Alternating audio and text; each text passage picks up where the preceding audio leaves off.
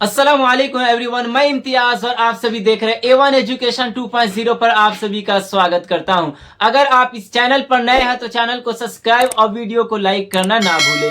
बिहार में 42 एमएलए की कुर्सी खतरे में, वोट चोरी के पर्दाफाश से मचा हड़कंप। सीजीआई का फैसला यानी सुप्रीम कोर्ट की तरफ से क्या आदेश को जारी किया गया है, तो आज की इस वीडियो में हम जानेंगे कि बिहार के 42 एमएलए पे क्या आरोप लगा है। क्योंकि आप सभी देख सकते हैं यहाँ पे 42 एमएलए की जो कुर्सी है खतरे में है। और क्यों खतरे में है और सुप्रीम कोर्ट ने इस पे क्या पर्दाफाश किया है, क्योंकि आज की इस वीडियो में हम सारी जानकारी देंगे। क्योंकि यहाँ पे पटना हाई कोर्ट ने 42 निर्वाचित विधायकों को नोटिस जारी कर जवाब मांगा है। यानी पटना हाई कोर्ट की तरफ से यह आदेश को जारी किया गया कि 42 एमएलए यानी आप अपनी कुर्सी को जल्द से जल्द छोड़े।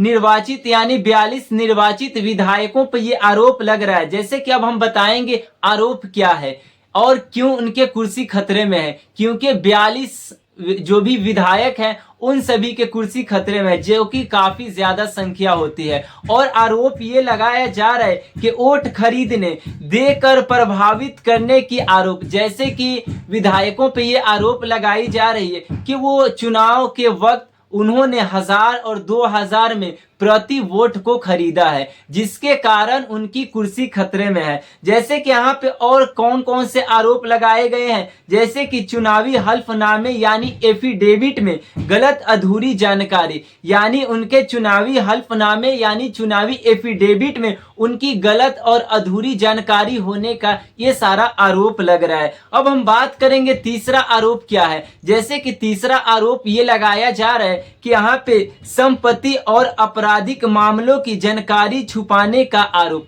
यानी जितने भी बिहार के 42 एमएलए हैं उन सभी व्यक्तियों पर यह सारा आरोप लगाया जा रहा है, जिसके कारण सुप्रीम कोर्ट की तरफ से यानी सीजीआई सूर्यकांत जी ने यह फैसला लिया और पर्दाफाश किया है। और उन सभी 42 एमएलए को वक्त दिया गया है कि आप सभी इन सवालों का जवाब दें। और जो आप सभी व्यक्तियों पर यानी 42 विधायकों पर जो आरोप लगाई जा रही है उस आरोप का हमें जवाब चाहिए। जैसे कि संपत्ति और आपराधिक मामलों की जानकारी जैसे कि छुपाने का आरोप, ये सारे आरोप लगाया जा रहा है। और पटना हाई कोर्ट की तरफ से इस आदेश को जारी किया गया है और पटना हाई कोर्ट ने इस आदेश पे फैसला को सुनवाई करने वाली है। जैसे कि यहाँ पे याचिका किसने दायर की है। जैसे कि चुनाव हारने वाले उम्मीदवारों ने याचिका दायर की है। यानी जो भी चुनाव हारे हैं, जो व्यक्ति बिहार में विधायकी चुनाव लड़े थे उनमें उनकी हार हुई, जिस व्यक्ति की जीत हुई, उन पे ये सारे आरोप को लगाया जा रहा है। जो भी अपोजिशन पार्टी है उन्होंने ये सारे आरोप को लगाया है। जैसे कि ये कोई जो केस है ये पटना हाई कोर्ट में गई है और पटना हाई कोर्ट में इसकी सुनवाई हुई है। जैसे कि आरोप लगाया जा रहा है कि चुनाव प्रक्रिया में गड़बड़ी हुई है। यानी आरोप ये भी है कि चुनाव प्रक्रिया जो हुई थी उसमें काफी गड़बड़ी हुई थी और उन्होंने जो वोट अपना खरीदा था वो पैसे देकर खरीदा था, जिसके कारण 42 एमएलए की 42 विधायकों की कुर्सी खतरे में है। जैसे कि अब हम बात करेंगे किन किन दलों के विधायक शामिल है, इसमें कौन कौन से पार्टी है जिनके विधायक पे ये आरोप को लगाए जा रहे हैं। जैसे कि नोटिस पाने वाले 42 विधायकों में विभिन्न दलों के सदस्य शामिल बताए गए हैं। जैसे कि अब हम बात करेंगे मुख्य इसमें कौन कौन से व्यक्ति हैं, कौन से दल के कौन से पार्टी के व्यक्ति इसमें शामिल है। जैसे कि बीजेपी यानी भारतीय जनता पार्टी बीजेपी यानी 25 विधायक, यानी बीजेपी के 25 विधायकों पे ये आरोप को लगाया गया है।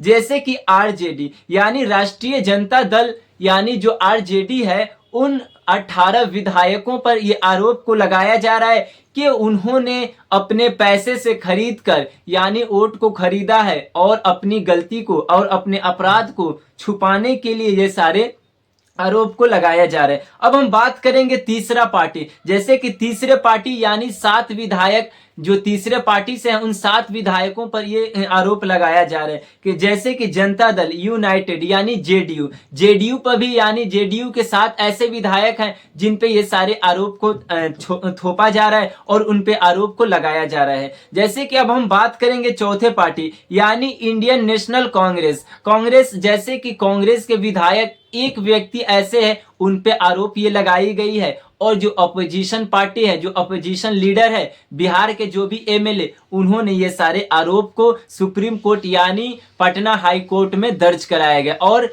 जो भी 42 विधायक है उन सभी से ये आरोप का जवाब मांगा गया है, जो कि अभी सुनवाई होने वाली है। जैसे कि हम अब बात करेंगे, यहाँ पे और हैं जो कि एसपीआई यानी एमएलए के एक विधायक है जिन पे ये आरोप लगाया है। जैसे कि कम्युनिस्ट पार्टी ऑफ इंडिया, इस पार्टी के एक विधायक है जिन पे ये सारे आरोप को लगाया जा रहा है। जैसे कि अब हम बात करेंगे कानूनी अधिकार, यानी कानूनी अधिकार क्या है और कानूनी प्रक्रिया क्या है। जैसे कि यहाँ पे जनप्रतिनिधि अधिनियम 1951 के तहत, ये यहाँ पे रिप्रेजेंटेशन ऑफ पीपल एक्ट के तहत यदि हल्फनामे में गलत जानकारी सिद्ध होती है तो सदस्य रद्द हो सकती है। यानी 1951 के एक्ट के अनुसार अगर किसी विधायक, किसी एमएलए पर ये हल्फनामा में कुछ गलती हो जाती है तो उनकी पद यानी अपने गरिमा से उनको रद्द कर दिया जाएगा, उनकी कुर्सी से निकाल दिया जाएगा और उनको कुर्सी से हटा दिया जाएगा।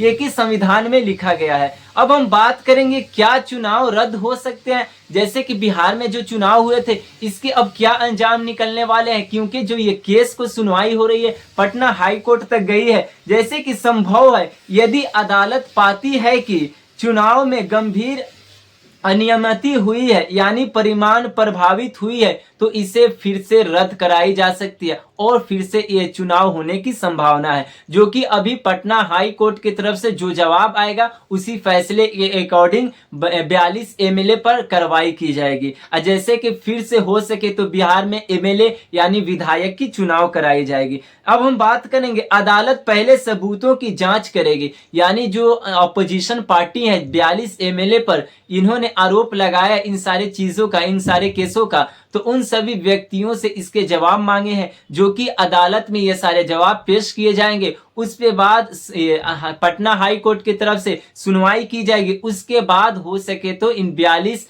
एमएलए की कुर्सी खतरे में जा सकती है। जैसे कि लंबी कानूनी प्रक्रिया हो सकती है, क्योंकि जो ये एमएलए की जो भी आरोप लगा है ये एक कानूनी प्रक्रिया से लगा है और इसमें लंबा समय लग सकता है और यहाँ तक कि बिहार के चुनाव को फिर से कराना पड़ सकता है और निर्वाचन आयोग को वहां पे फिर से कराना पड़ेगा। जैसे कि चुनाव यहाँ पे तुरंत चुनाव रद्द होना जरूरी नहीं, यानी सुप्रीम कोर्ट की तरफ से ये आदेश को जारी किया गया कि आपने आरोप को लगाया मगर अभी जल्द से जल्द चुनाव को नहीं किया जाएगा या फिर इन व्यक्तियों को यानी इन विधायकों को अभी कुर्सी से नहीं हटाया जाएगा। जैसे कि इस पे लंबा प्रक्रिया है और अगर इस पे पूरा दलील साबित होते हैं जब भी उन एमएलए पे कार्रवाई की जाएगी। अब हम बात करेंगे चुनावी परिणाम, यहाँ पे पृष्ठभूमि यानी हम अब जगह की बात करेंगे। यहाँ पे बताया गया है कि परिणाम घोषित 14 नवंबर 2025 नेशनल डेमोक्रेटिक अलायंस एनडीए को स्पष्ट बहुमत,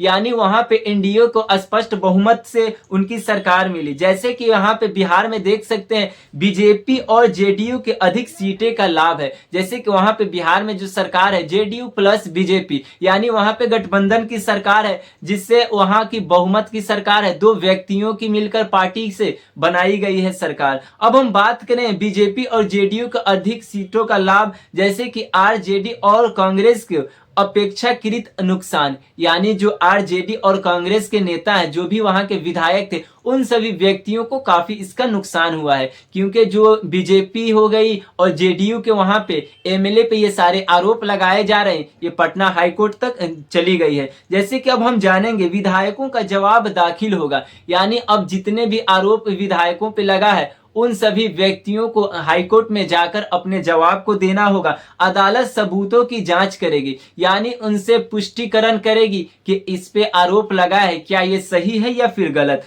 जैसे कि अगली सुनवाई में दिशा तय होगी, जैसे कि पटना हाई कोर्ट की तरफ से कोई ना कोई इस पे कानूनी प्रक्रिया के तहत यहाँ पे सुनवाई की जाएगी और दोष सिद्ध होने पर सदस्य रद्द या पुनः चुनाव का संभावना। अगर ये आरोप जो लगाए हैं अपोजिशन पार्टी, अगर ये सही हो जाता है तो बिहार में फिर से चुनाव होने की संभावना है और जितने भी 42 एमएलए हैं उन सभी व्यक्तियों को कुर्सी जा सकती है, यानी उनकी कुर्सी खतरे में है। ये पटना हाई कोर्ट की तरफ से ये बात को जारी किया गया है। जैसे कि फिलहाल केवल ये नोटिस जारी हुआ है, यहाँ पे सदस्यता रद्द होने की अभी कोई बात नहीं हुई है। यानी हाई कोर्ट ने ये कहा है कि आरोप लगा है, अगर इसके पूरी पुष्टिकरण हो जाएगी तो इनकी कुर्सी खतरे में जा सकती है, मगर अभी इनकी सदस्यता रद्द नहीं होगी। जैसे कि अंतिम फैसला अदालत के निर्णय पर निर्भर करेगा, यानी जो भी हाई कोर्ट की तरफ से इस पर निर्णय ले जाएगी उसी के अकॉर्डिंग फिर से हो सके तो बिहार में संभावना है कि चुनाव कराई जाएगी।